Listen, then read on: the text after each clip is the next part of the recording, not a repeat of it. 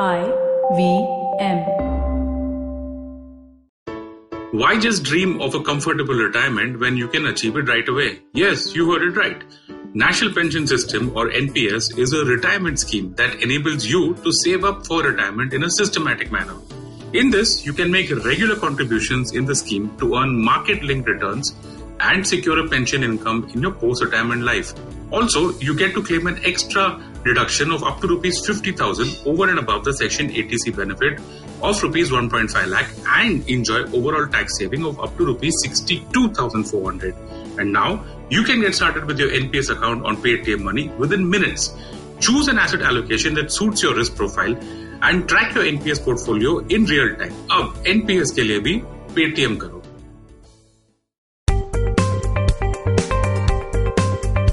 Folks, welcome to Paisa Vaisa. I'm your host Anupam Gupta, B50 on Twitter, and this is the Planning with Data special with Thrive Wealth.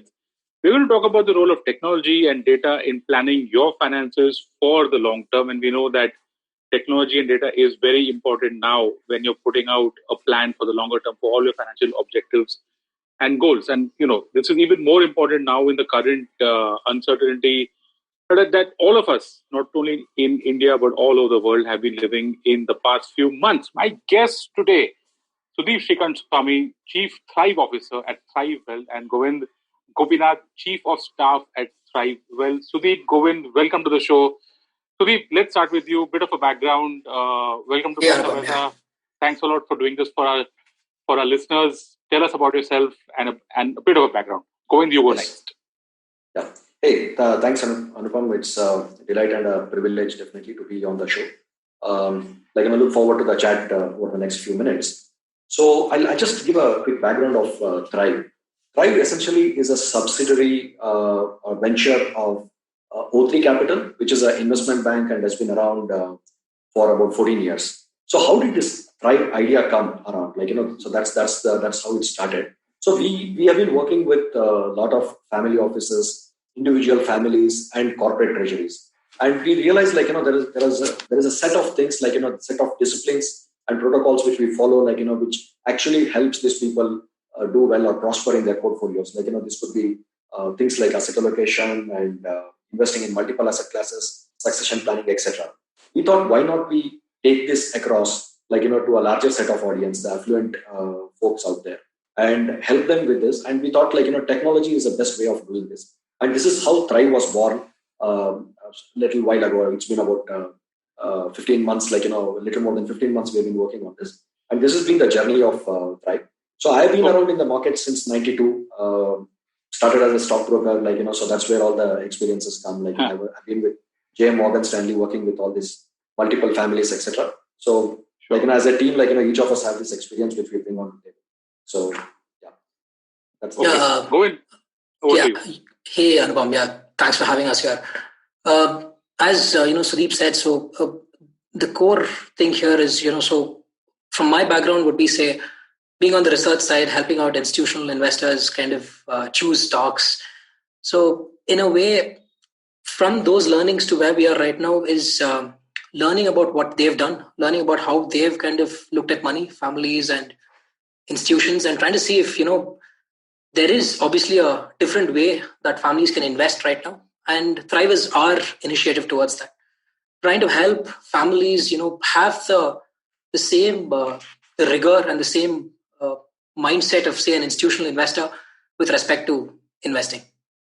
Right? So that's what we do. Yeah. So both of you all have a lot of experience on the institutional side that you're now offering to probably HNIs and family offices, and there are quite a few out there, particularly in Bangalore, where you are based in. So I like the fact that you guys believe that asset allocation is the biggest decision, is what you guys say. And asset allocation is, it's not just about investing, but also about discipline. So let's talk about that peg. Let's talk about this very critical aspect where you feel that investing is just one part, but asset allocation is really the biggest discipline that is out there. So let's talk about that.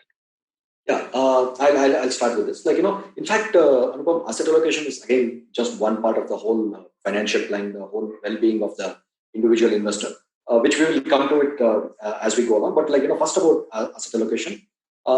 See, early in our career, at least someone like me, I think perhaps you also would be able to recall those days where we used to buy stocks for investors and there would be a tax-free bonds on the other side. Asset allocation meant only these two items or a fixed deposit of a bank. I'm going all the way back to 92, when perhaps I remember those days. I do. Yes. I do remember this. There was just that. There was debt and there was equity and there were stocks and there were tax-free bonds and probably fixed deposits. Please go on. Deposits, yeah. We had this corporate fixed deposits and that was it. See, I used to notice, right? A couple of our founders, we are all from the same batch. And when we used to have these conversations and we used to see few people used to make money in the good times. Or why few people? Many people used to make money in good times. But in the bad times, when the market drop happens, suddenly everybody's money would disappear. So we would see some amount of money making, but not the wealth creation as we know today. Frankly, I think we did not have all these jargons or words like wealth creation and all those days. We're just talking about making money. But over a period of time, we started realizing these things and we started reading about a lot of these things. And there were always this set of people, the classical families, which with their wisdom, they would say, beta dekho, hamara kali 50% ka paisa stock mein jayega. Baki sab, it will be in tax-free bonds or in some corporate deposits, etc. And they would your Hindi is so good, man. Now I know you're someone from Dalal Street. Absolutely. So really good Hindi. Yeah, thanks. So right from Dalal Street. Yes. So then these people, we would notice. They would say, the moment they make more than money than 50%, they would say, ye paisa nikalna hai market se. So we take it out and put it into the bonds and deposits. Little did you understand, this was the bedrock of what we call as asset allocation and all those nice theories or empirical studies which come in. I started observing. I used to work with a lot of these kind of people, where they used to insist on doing these things. And there was a whole set of folks, who would always say, hey, boss, ye batao, which is the best stock and which is the best idea, and mutual funds came much later. So, and they would always keep missing this money. So, as we evolved, we started reading about this literature. Anupam, as you know, literature was also not available. There was no internet. And there would always be some good souls, who would start talking about these things. We are privileged to that extent, to meet all these people, including great folks like Warren Buffett through their books and notes and studies. So you started working on this and then you realize asset allocation is the bedrock. All you need to do is keep those money into multiple parts. It could be equities, it could be your business, it could be real estate, etc. And I always quote the old the Jewish collection of sayings from Talmud, where the three parts one part goes into business, one part goes into real estate, and the other part is money which you keep, which helps you in any eventuality which we witness, which perhaps we'll talk about it as we talk about investing. Yeah. I think. So I didn't know that actually goes back to the Talmud. Wow. It goes into a few hundreds of years, 1,000 years actually. So I think the rabbis knew a lot more about this, and asset allocation perhaps has been around since those days in a wonderful format. Actually, it was defined. It was actually codified. If you can use that language today, it was codified, and I think a lot of our elders also knew about this as I was talking to you about the 50-50 rule. So we saw this experiential things, and then we started relating this to empirical studies. Okay. At the risk of actually sounding the number guy, so as Sudeep says, right, it's a lot experiential, but it's also a lot on the theories that you can see. So you have Watson, you have a lot of research that actually tells you that all things accounted for, long-term returns are defined. 90% of it is defined just by your asset allocation. So to that extent, right? So when we think of Thrive, when we think any institutional investor, also the first thing and the only thing probably that comes to their focus is this: what are my buckets? Where am I allocating it to? And am I really sticking to it? So, and that's something that we want to that we do for clients here, and we want to spread that word. And that's what we're trying to do. Okay, so I'm going to make this very specific to the current times, and all of you, all of our listeners, you also know this, that these kind of events that we've had are once in 10 years maybe, and you guys Sudeep has been in the market long enough to know that you had Ashwin in 92, you had the tech bubble bursting in 2000, you had the global financial crisis in 2008, and now you've got this. So it looks like every 8-10 years, things just collapse. They all the best laid plans and all just totally go. They just unravel out there. So how do you address these concerns, and how do you manage money with such volatility? Yeah, this one makes everything else well comparison. Actually, Sudeep, before you start, I think we should just tell, what you actually said some time back.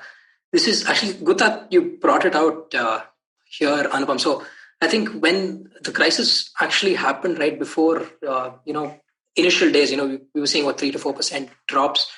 I think Sudeep said, or he must have made a passing comment, which he said,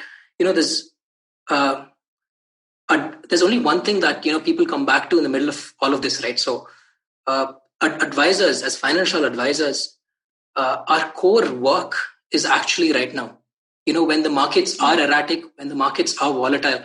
So to that extent, right, so we've been actually very busy in the last few months compared to before. It's actually pretty simple. You have SIP set up, you have an asset allocation that is there, you've managed the portfolio.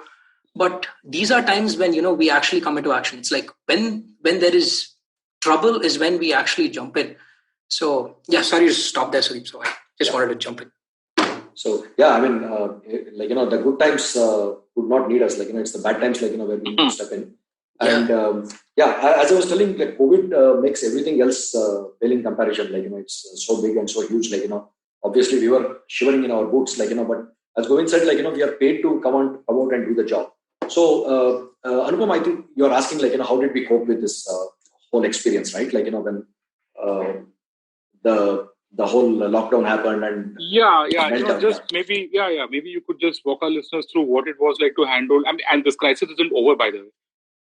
It's not. We are recording this in mid-June, and it'll probably play out somewhere in July. Hopefully by then things are better.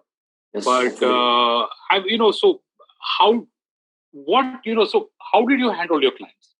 Okay, I think again, let's step back to this asset allocation principle. Frankly, I think that was the one which was the savior for us. So what would have happened is, typically we talk about all these models, right? Where we have cash, whatever the term out there is optionality, or we just, for simple language, we say, हमने 40% cash बना के रखा था, we had a cash balance, and the market tracks. We have 60% in equity. So you are relatively better than the guy who has put his 100% into market and sees the market going down and is not able to do anything other than look at the screen and say, my God, what's happening? But at least we had the resources to pick up the phone, talk to our clients and say, look, this is what we had planned for. 60-40, we have the cash. Let's make use of the opportunity and start buying. But times being different, every time it is different and it is not easy. People said, what are you talking? We don't even know where we are. Nor did we know, honestly, right? We did not know where we are heading. But we had to go out and apply these principles. And clients, actually, many of the clients were ready to do. But perhaps, we could not, let's say we wanted to invest about 10% of their capital. But, or during conversations, they'll say, okay, we'll at least start nibbling into the market 2% or 3%. This is actually what we did. We started nibbling into the market. Yes, we did not get the bottoms of the market, but on an average, we were able to buy through the dips which happened. And of course, we are sitting fairly pretty. As you said, things are not over. But yeah, we will attribute this to the Federal Reserve's benevolence and the Indian government benevolence, and of course, the good God somewhere up there, trying to fix things, all these things. But I think that discipline of asset allocation also helped. And we are just doing our jobs there. We are not even claiming that we had some secret sauce out there. This is out there for everybody to see. Everybody knows about it. It is just that during these times, we have to go and do it. I think as Govind pointed out, this is where we come in. And this is what we are paid for. Sure. I'm sorry to kind of... Go on. Yeah, so Anupam, as Sudeep said, right, so this was important for us. But the first thing before we went into kind of investing itself, the first few things that we focus on are, obviously getting the liquid bucket for families, making sure their health and their term insurances are covered for. It's only after you cover all of this that you come down to investing. So these are your bare essentials. Now, when you come down to investing, there is, as Sudeep said, there is, the asset allocation that's fixed and that's playing out. And then every second day you would see, markets hitting 8,000, then it hits 7,500.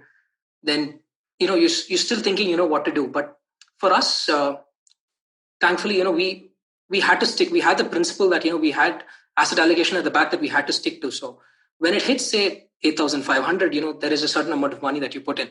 Then when it goes to 8,000, you put a little bit more. So when it goes to say 7,500, you do 2 times that. So ultimately what's happening is you're kind of aligning to the same asset allocation, but you're actually buying in a little cheaper and cheaper. So at the end of the day, right now it's not the end yet, but we still have a lot of cash optionality right now. We could have been very easily 20 to 30% down. Right? So the smarter thing is we're 2% down. So it's just that, at that point in time, it's a lot behavioral. It's very easy to say, I think the market is going to hit 6,000. I don't want to do it. Yeah, but you have to.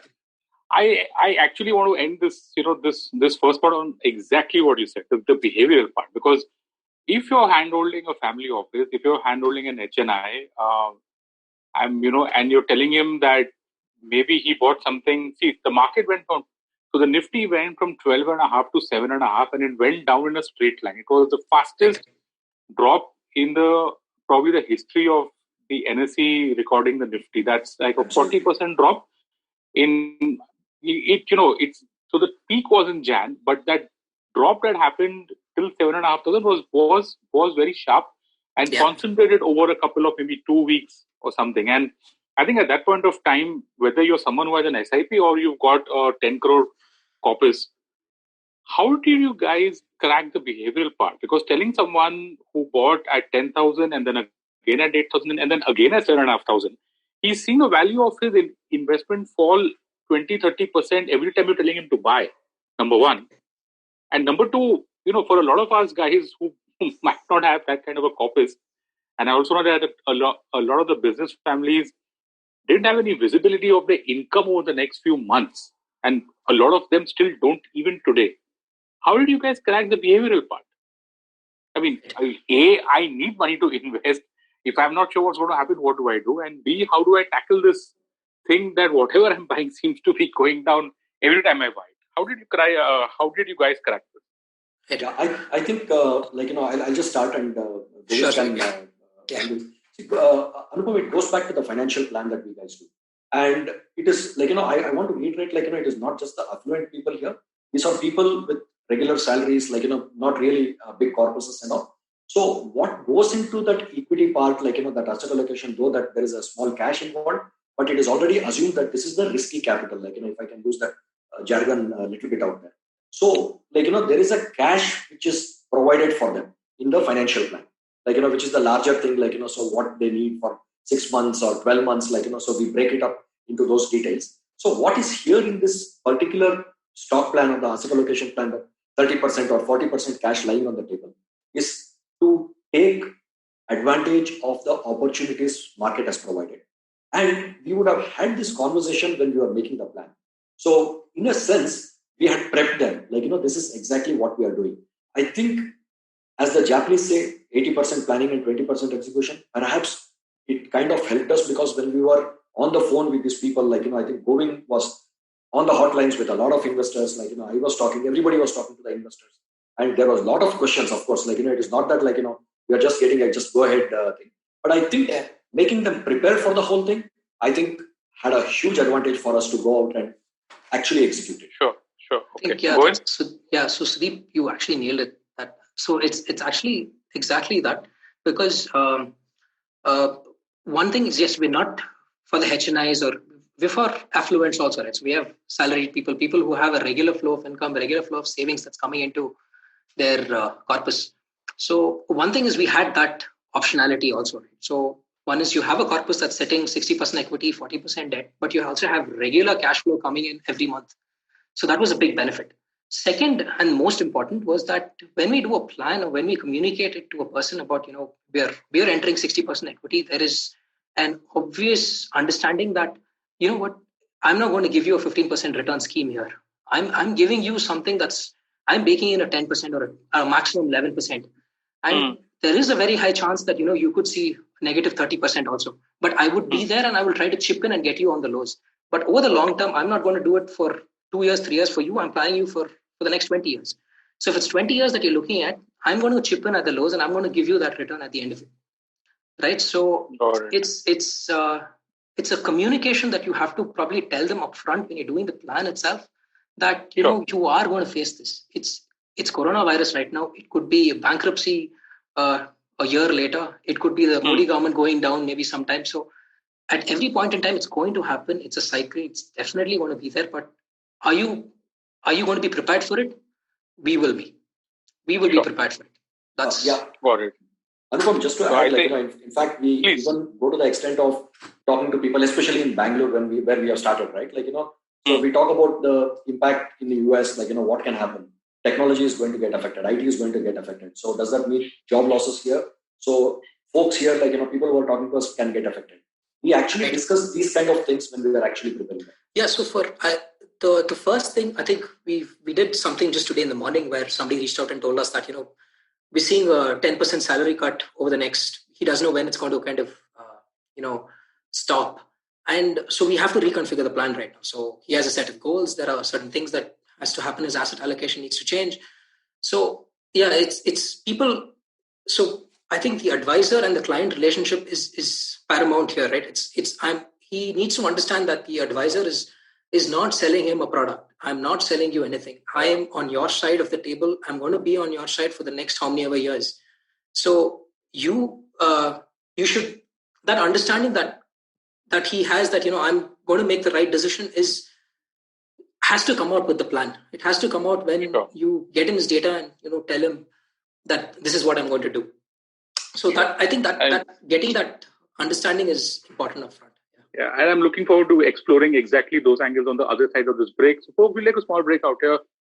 This is the Planning with Data special with Thrive Wealth. My guest, like I said today, are Sudeep Srikantaswamy, Chief Thrive Officer at Thrive Wealth, and Govind, Gopinath, Chief of Staff at Thrive Wealth. On the other side of this break, we're going to talk exactly about what Govind said, hand-holding of clients and how you use data and how you use a plan and how you have a long-term vision and how Thrive does it for their clients. Don't go anywhere. We'll be right back.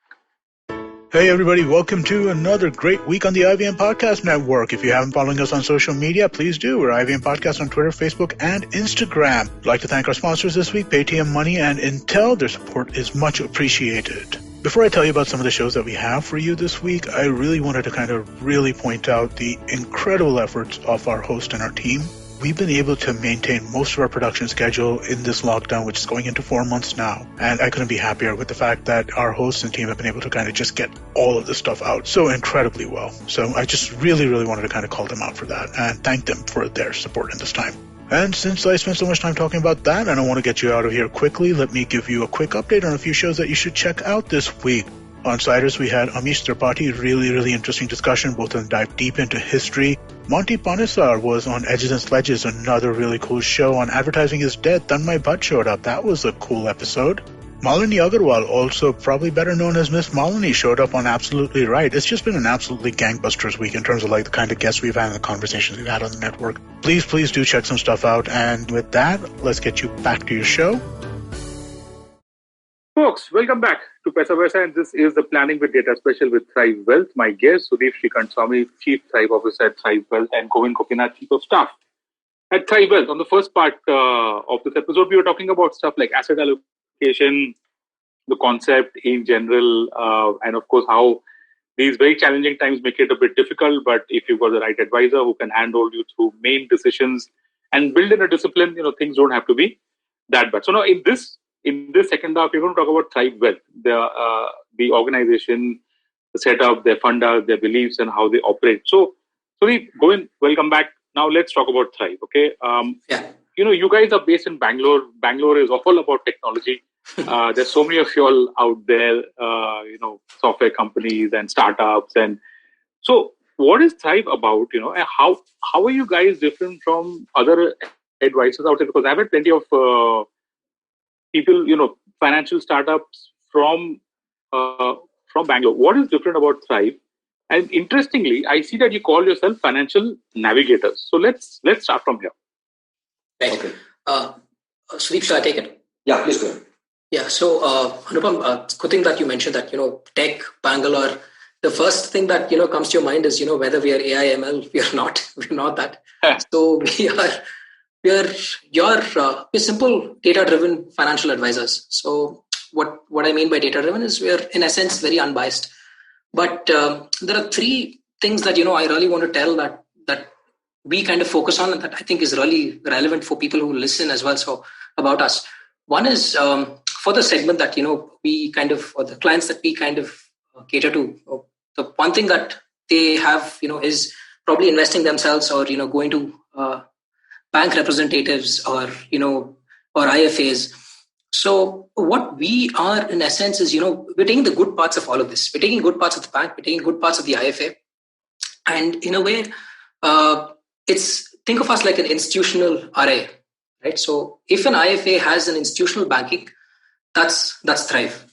So to start off with, the first thing that, I would try to highlight is that we are intensely on the client side. We think, breathe, we do things only for him, right? So there is him or her. So there is absolutely no commission, there is no sales, there's nothing. So if it's right by you, if it's right by your family, we do it.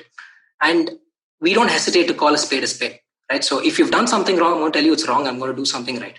So that's something that we hold in very close. Then second is we have the rigor, right? So if it comes to making any decision for, say, a family or, an individual, so there is that rigor and that bench strength that is there at the back. So we have a research team, there's an advisory team that actually puts in the hours, puts in the research to get the best solution out. So in that sense, we have the resource strength for bank and we think like you, like an IFA. So in essence, we're just combining the best parts of these. And third, and the most important thing out of this whole exercise, what we've realized is it's not always about investing. We always think it's just investing, but you need to cover your bases first, which is get your taxes in place, get your insurance in place, make sure you have the loans in the right amounts, and then you come to investing. So we do the whole 9 yards with respect to financial life of families.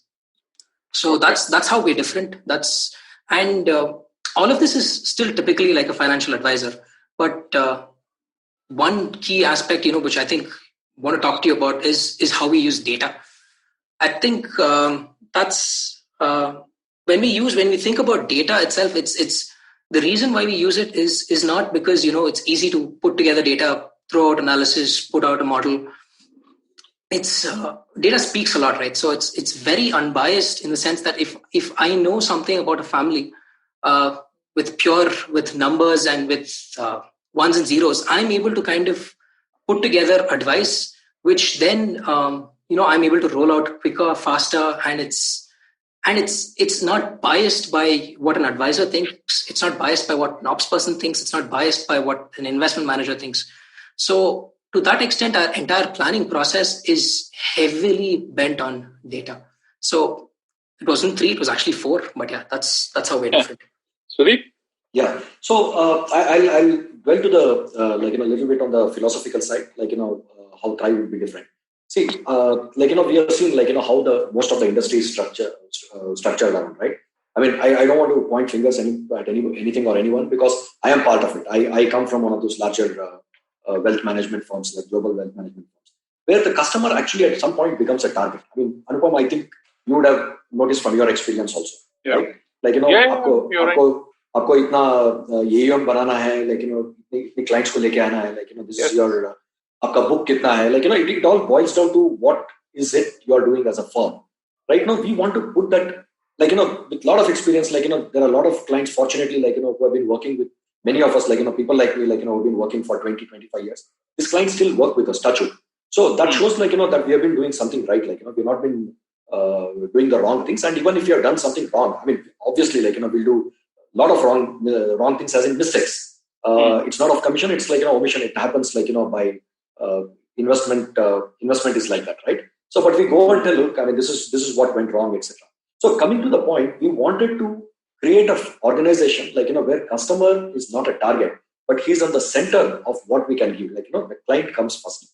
It's a philosophy which we wanted to imbibe. And we are trying to solve a money problem to a larger set of audience. And thankfully, the technology was enabling it in today's world. And we were able to use that, and reach out to a larger set of audience. As Govind was pointing out, I think Govind can talk a little bit more on that. I think they collect about 500 data points, when we are talking to customers. So I think, So Sudeep, so this, what Sudeep said actually is important here. So I think before Thrive, we were, and we continue to be also helping larger families, right? So here the engagement levels are really high. So you have a lot of moving parts. But ultimately, as with asset allocation, you realize, there are only 5 or 6 moving parts that you actually need. These 5 or 6 moving parts would work if you have a 5 lakh corpus, if you have a 1 crore corpus, even if you have a 25 crore corpus. So can I just focus on those 5 parts, those 5 things, and build a tech system such that my advisor right now can cater to 300 families at the same time? So that's more the focus. So the process and the tech is more about aligning what the advice that goes out. It's about bringing the advice very aligned to the client. That's why the tech comes in. That's why we use data. It's not about making it convenient to invest. It takes out the... Anupam, I just wanted to tell. Go on. Yeah, please, Sudeep. Go on. It takes out the advisor bias out. I'll talk about myself. Maybe 10 years back, if you're talking to me, I would always give, I would tell what the firm is thinking, what the dunya is thinking, and I would also say, I'll always give my bet. I think, or my opinion, in whatever format I want to give. See, we want to take this advisor bias. The last mile bias actually can do a lot of damage, right? So I think this technology, what we are building in is, it's more about that. In fact, as one of our founders, Shyam, keeps mentioning, let's build tech with touch, which is what we are trying to do.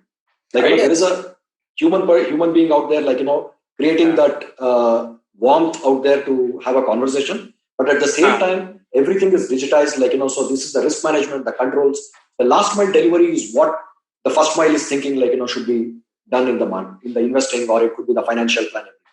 So that's the control which technology is bringing in. Okay, I'm, Bangalore has got a really lot of fintech startups out there that's on the robo.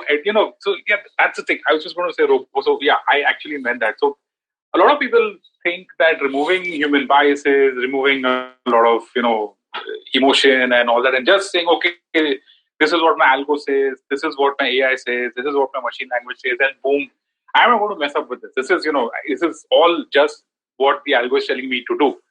So if that's being done by the robo advisors, then how are you guys standing apart, and because I see a bit of a contradiction out here. Correct. You're talking about a touch. You're talking about an advisor's touch at the last mile, but your backend is entirely tech-driven. So how do you reconcile these things, and how are you different from a plain vanilla robo-advisor? Robo-advisor. So, Sudeep, can I take that? Yeah, please go ahead. So, 2 things here, Anupam. So, one is you can go to any, I think, robo-advisor, plenty here. So you put in 4 or 5 details. It would give you an asset allocation. You can invest. But so here, when we talk about data, right, it's about the family, right? So it's income, expenses, it's goals, it's what he holds as assets, liabilities, net worth. Not just that. There is also some personality traits of the person, right? So there are certain things about the family that, they prefer, that they want, which, are also important.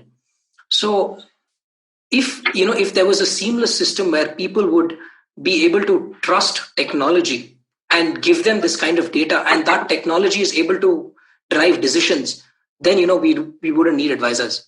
But the honest need of why we need advisors is because of the trust, right? So there is that kind of data which is not very easy for the customer to kind of elucidate and give. But the advisor is able to perceive that by just reading his mind, by just speaking with the client. So that is something that, is hard. It's difficult. It's so when you try to put a model, when you try to do it, you can always find something that's optimum. But sometimes optimum is not good for the family. They don't want optimum. They want something that's low risk, right? So those are aspects that, a tech system should ideally capture it, probably will capture at some point in time. But, those are touches that only the advisor can get. He speaks to you for 30 seconds. He knows exactly what needs to be done. Sure. And second, I think we just spoke about that a while back, right? With those moves that we did when it was 7,500 and 8,500. Quite honestly, I don't think so anybody will trust tech there, right? It's very hard to trust tech. It's you need the able hands of somebody who's seen the experience. If they were able to build that trust with tech, then we do need advisors, but it's not there, right? So advisors are a key portion in this entire piece. They are the people who build the trust and get the right data.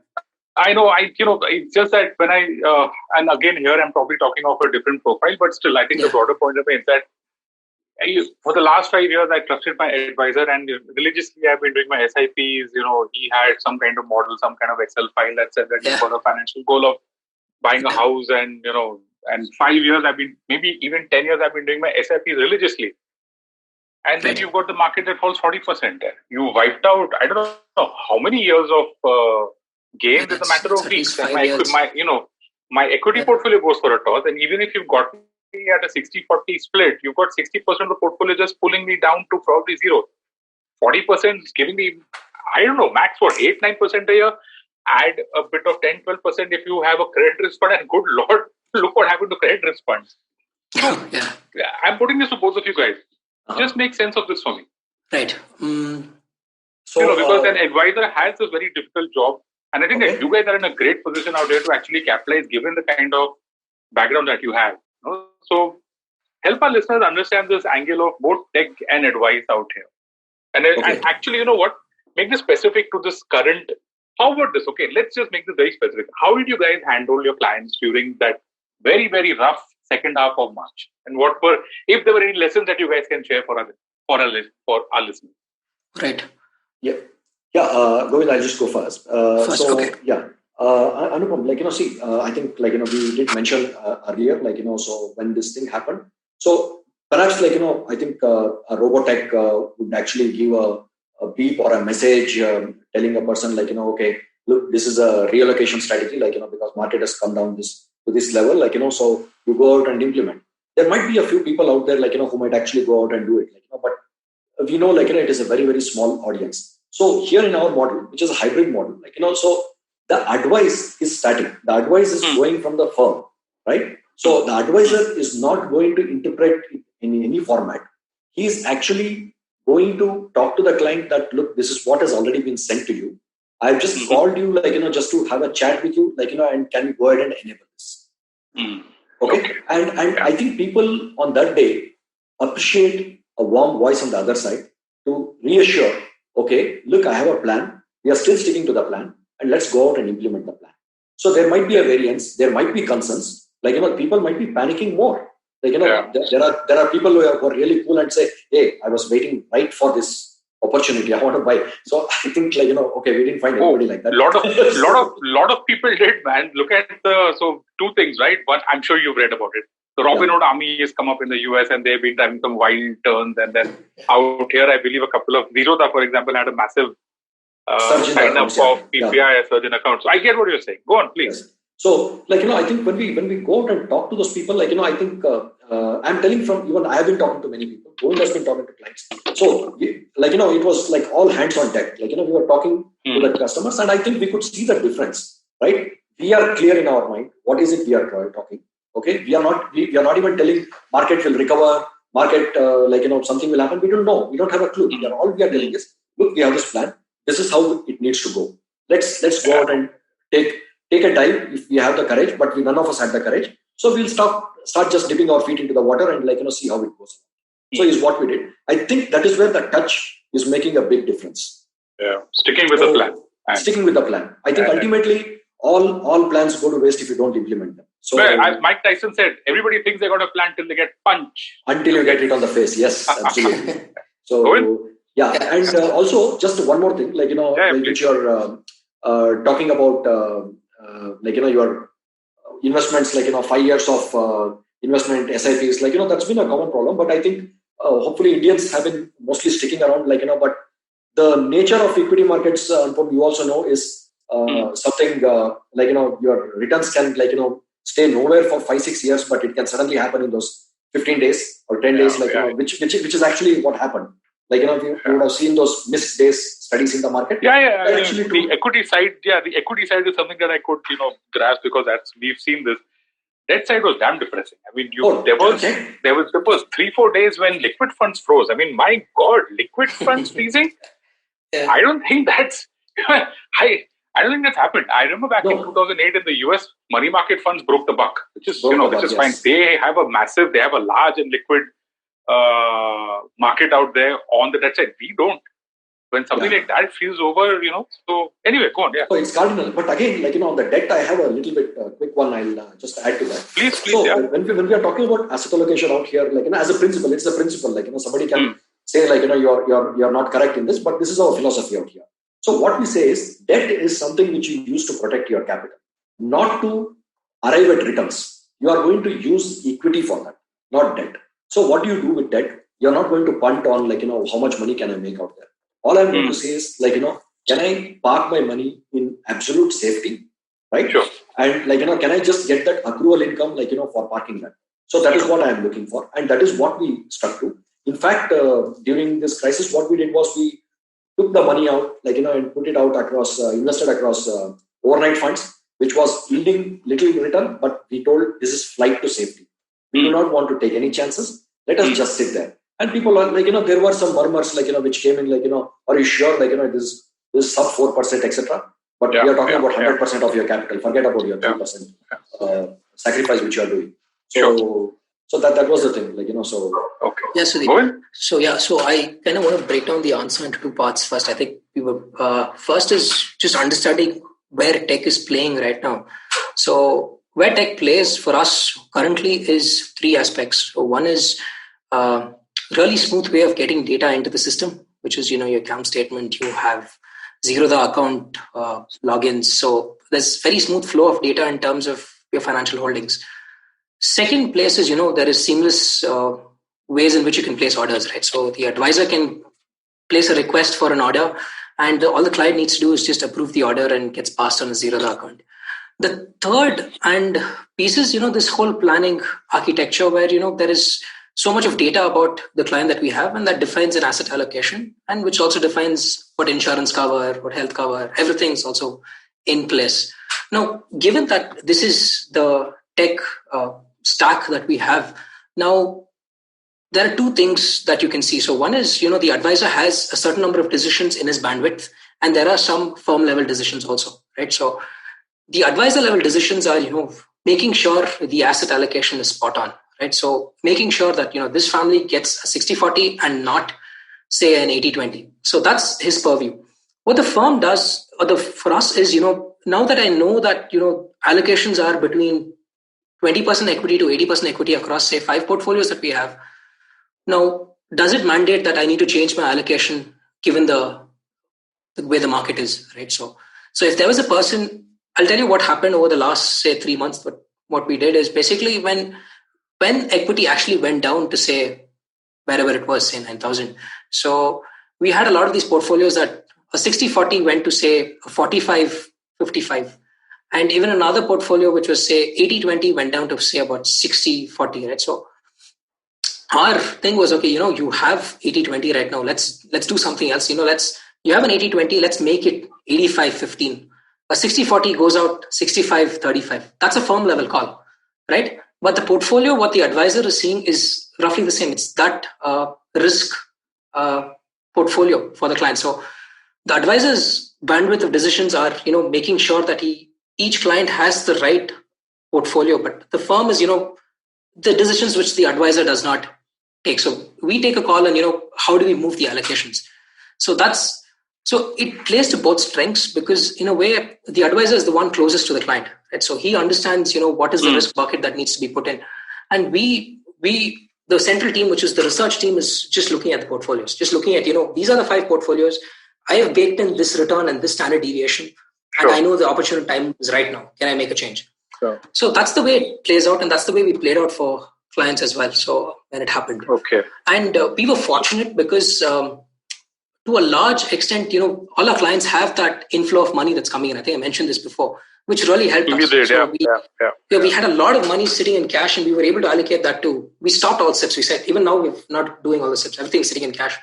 And whatever came in, we were able to allocate. So that optionality, which actually thanks to Zerodha gives us that opportunity to, get that, modify SIPs, create SIPs at the back with ease, right? So that execution hassle for the advisor is done.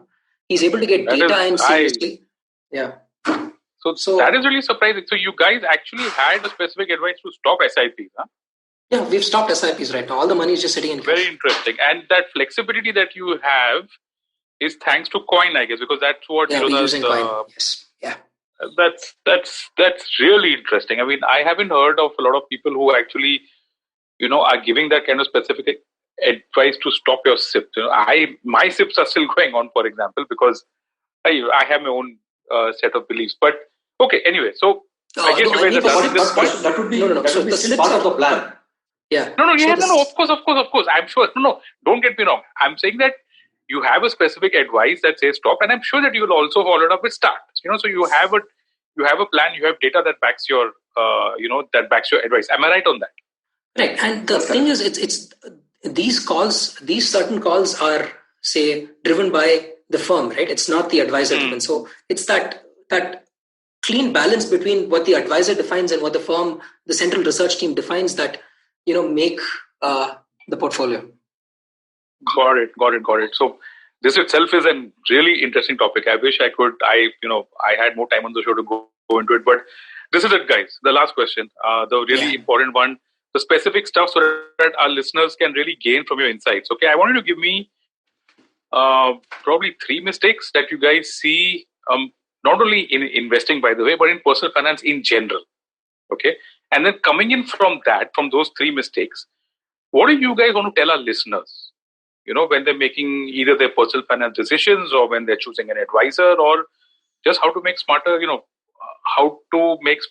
decisions about money. So let's kind of wrap the entire episode with some very specific learnings for our listeners.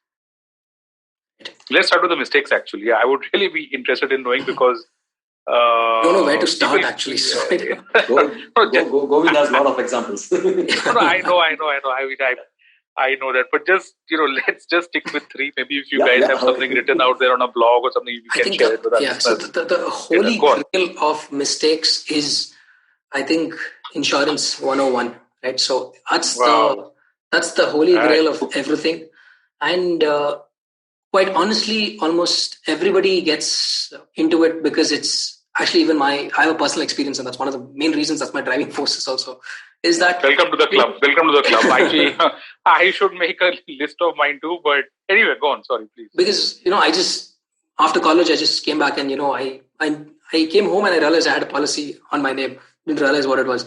So this is there is always that sense of going towards guaranteed income, guaranteed return, safe investment. It comes with insurance, which downright ends up being one of the biggest mistakes that, people tend to make. And it's not one, it ends up being 5, 6, maybe 15, maybe even 20, right? Imagine 20 different policies, all of them, even if you add them up, they don't cover for your term insurance.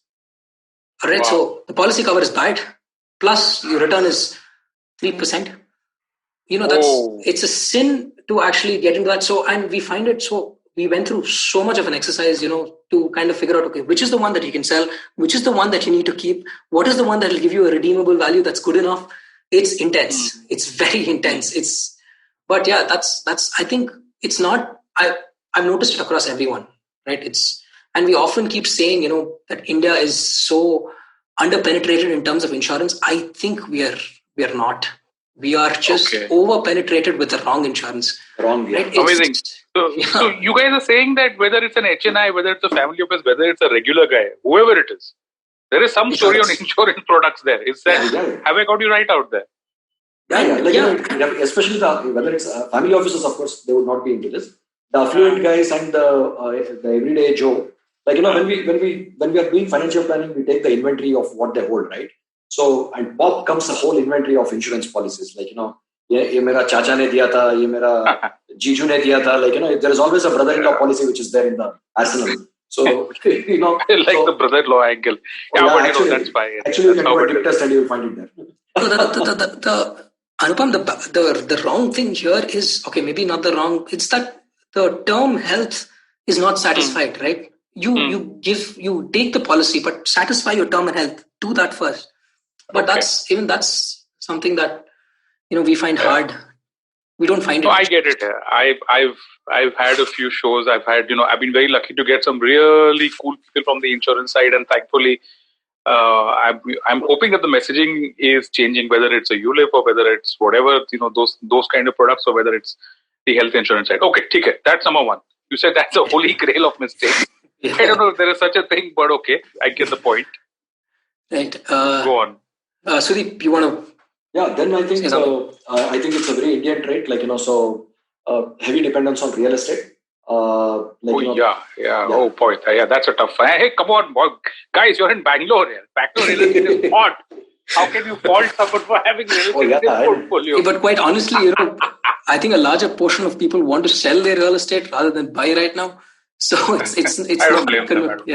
Yeah, but people went on accumulating real estate, thinking this is the asset class which is going to fetch them return, because they were just going by hindsight, right? The previous 20 years were good, and so you could never go wrong in buying real estate. But when you buy those apartments with those loans, you end up with actually no return, and and liquidity. I think that is the biggest problem.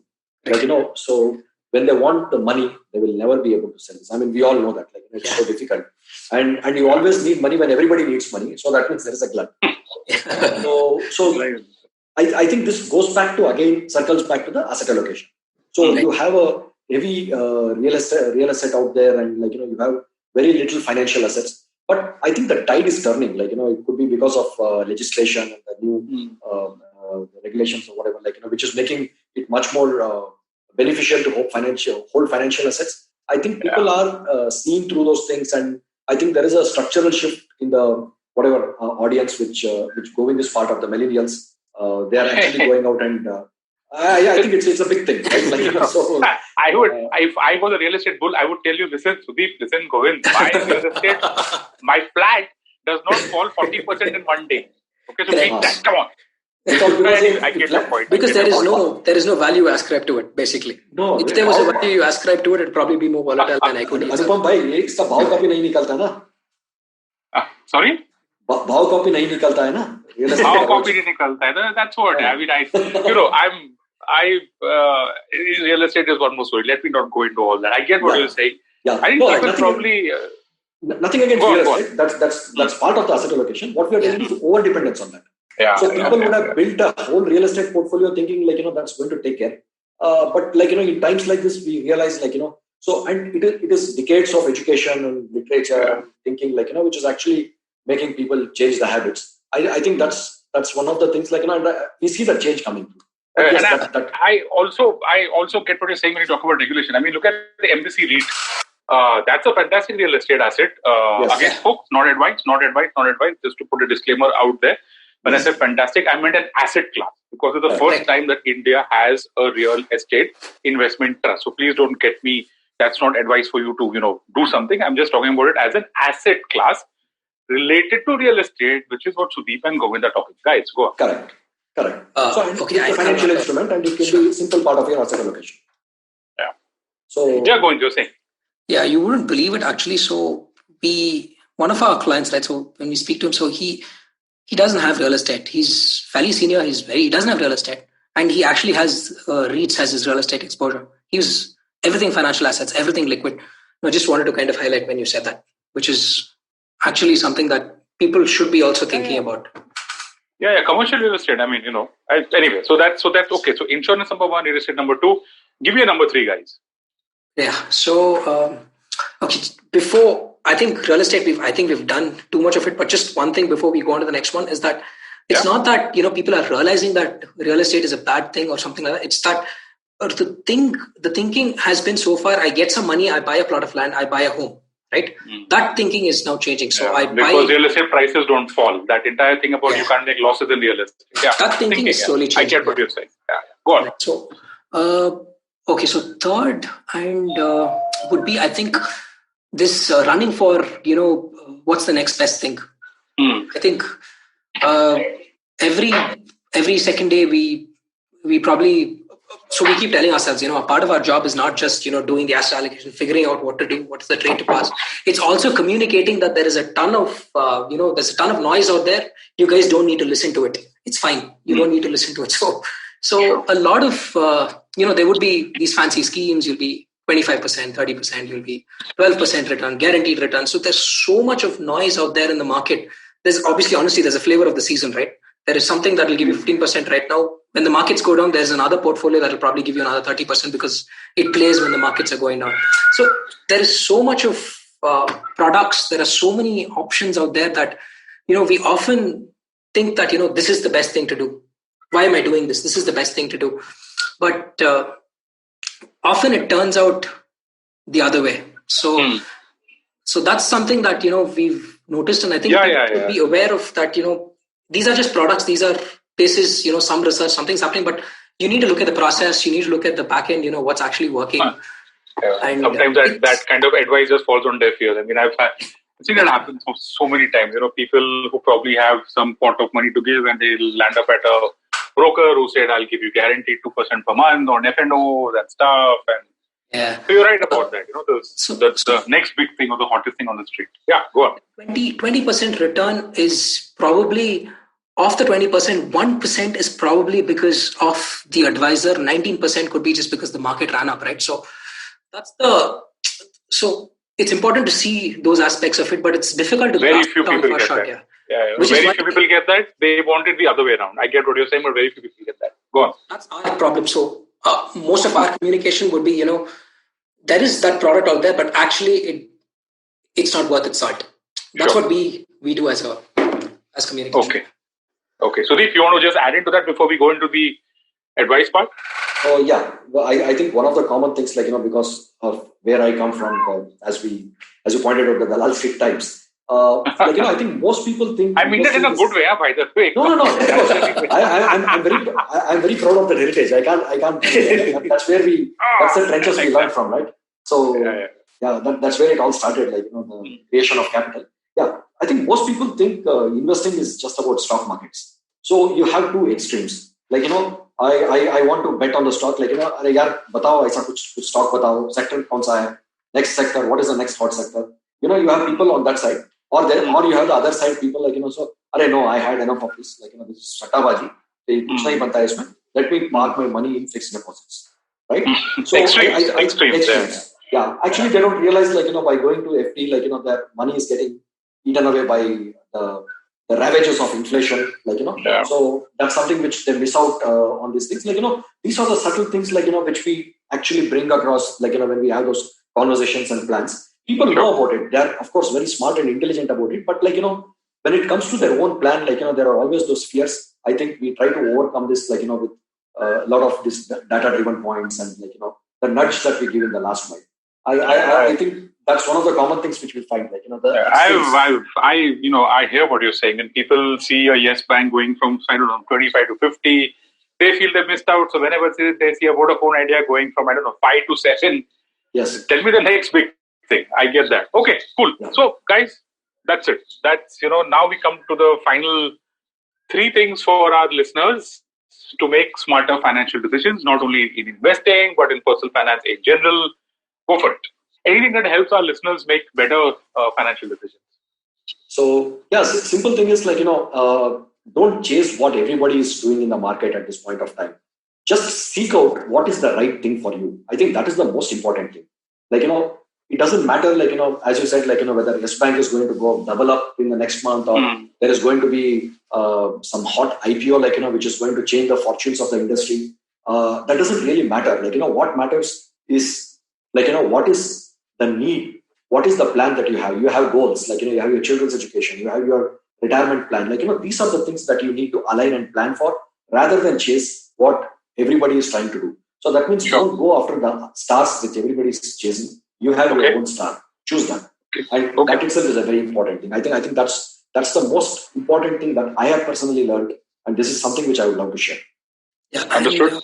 Second, it's going back to what we've been kind of talking about asset allocation, and actually going back to what even Radhika said on your show, so she categorically mentioned one thing, right? So she heads Edelweiss, right? So there is, and she actually isn't heavily invested in equity. Why? Because her income streams are dependent on the finance industry. So she's able to kind of see where her concentration risk is and says that, my asset allocation should actually be heavy in debt and not in equity. So that's the kind of thinking that, we want the listeners here also to kind of look at. So it's very easy to say, I'm a startup right now. So, I've made some money. I'm going to invest in another startup. It's probably the wrong way to do it. I'm a doctor. So, I need to invest in pharma stocks. You probably need to see. Yeah. So you're probably adding more risk than, diversification. So get the asset allocation, get the diversification, nail it to the dot, and you don't need to do anything else. Good. So have a plan, get your asset allocation right. Give me a number 3, guys. Yeah, this is one for my generation. Okay. I will just maybe Govind, you can just add, I have one for my generation also. Yeah, I like the age references out here. Sudeep, it is important, because your life stages is what you are talking. I mean, just to be clear, I'm talking about the people in the 40s, right?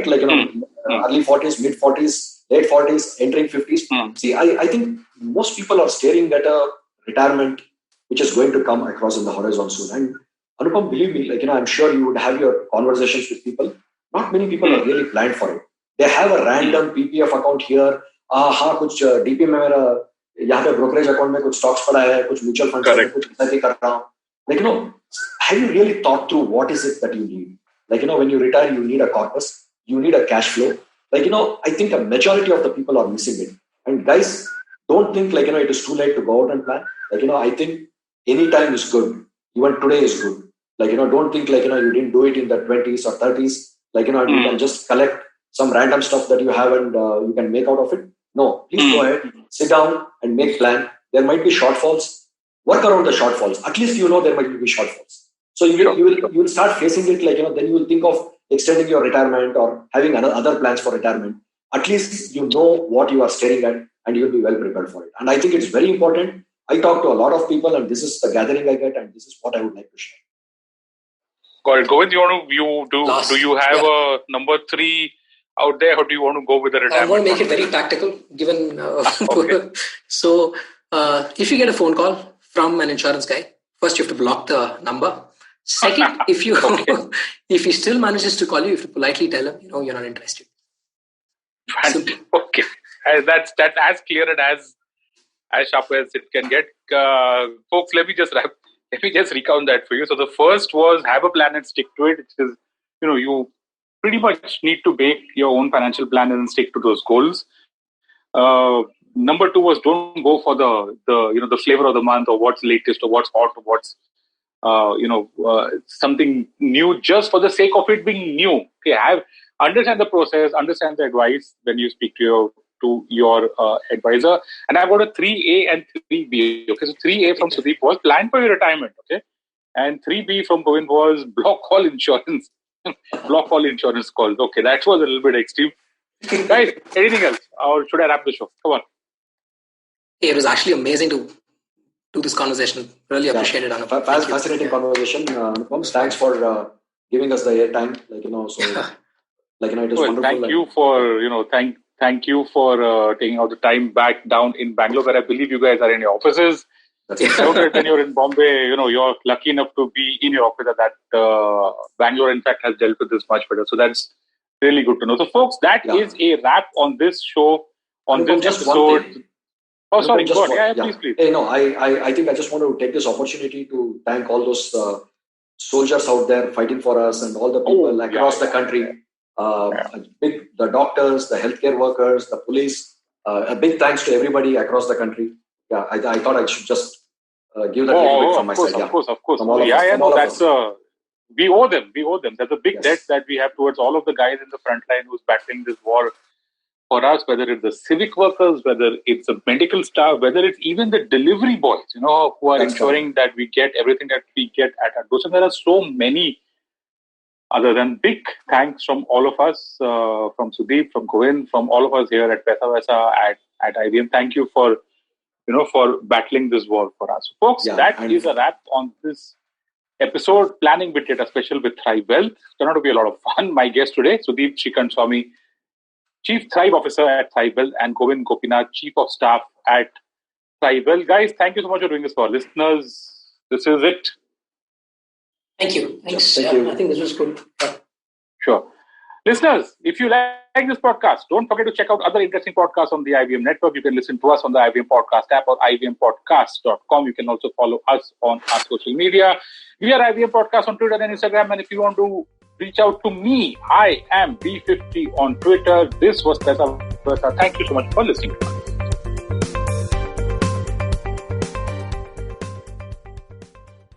No material on the show should be considered as financial advice. The material on the show is for informational purposes only. Please consult a financial advisor before taking any investment decision. Hey guys, I'm Mikhail Almeida. I host a podcast with my co-hosts Akash Mehta and Siddharth Reja on the IVM app. It's called What a Player. What a Player. WADDAPLAYAH, because illiterates can't find it on their own. No, and the her at the end is very important. What a player. Yeah. And it comes out every Thursday on the IVM app.